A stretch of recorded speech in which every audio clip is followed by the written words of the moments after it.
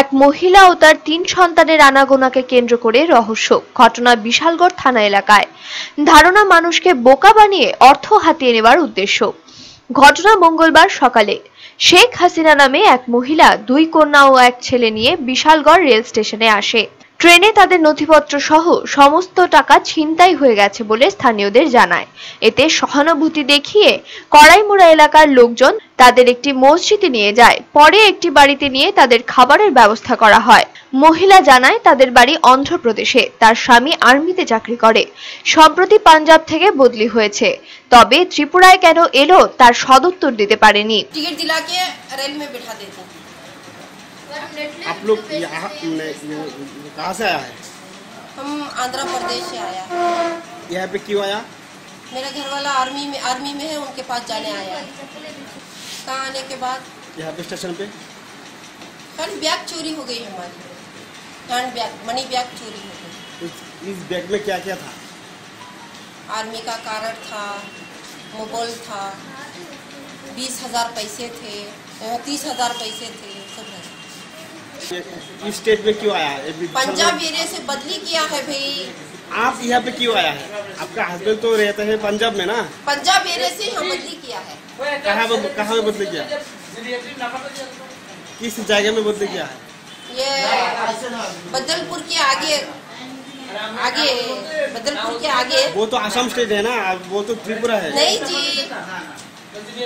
এলাকার লোকজন মহিলা সহ 4 জনকে বাড়িতে পাঠানোর জন্য চাঁদা তোলা শুরু করে, কিন্তু কিছু লোকজনের সন্দেহ হয় মহিলার কথায়। তখনই তাদের পুলিশের হাতে তুলে দেওয়া হয়।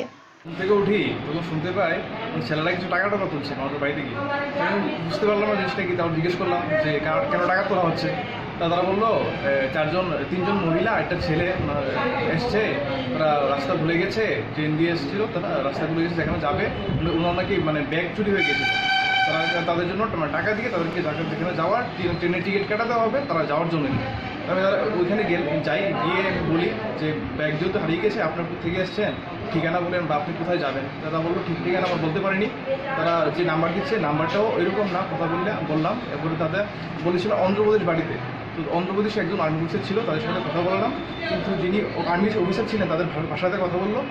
ভাষাতে কথা বলার পরে উনি বললেন যে তারা মিথ্যা কথা বলছে, তারা একটা জায়গার নামও ঠিক করে বলতে পারলেন না। তারপরে আমরা বুঝতে পারলাম তারা ফ্রড। ঠিক আছে, তারা ব্যাগগুলো আমি চেক করার জন্য বললাম। আপনারা কি বুঝলেন তাদের কি উদ্দেশ্য ছিল?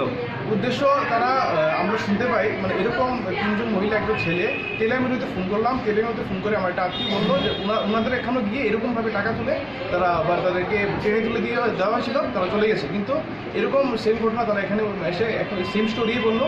তো এরকম ঘটনা আবার তারা এখান থেকে টাকা তুলে আবার মানে এরকম করতে চেয়েছিল।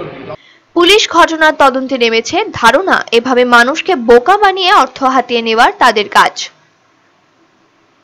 ব্যুরো রিপোর্ট, চ্যানেল দিন রাত।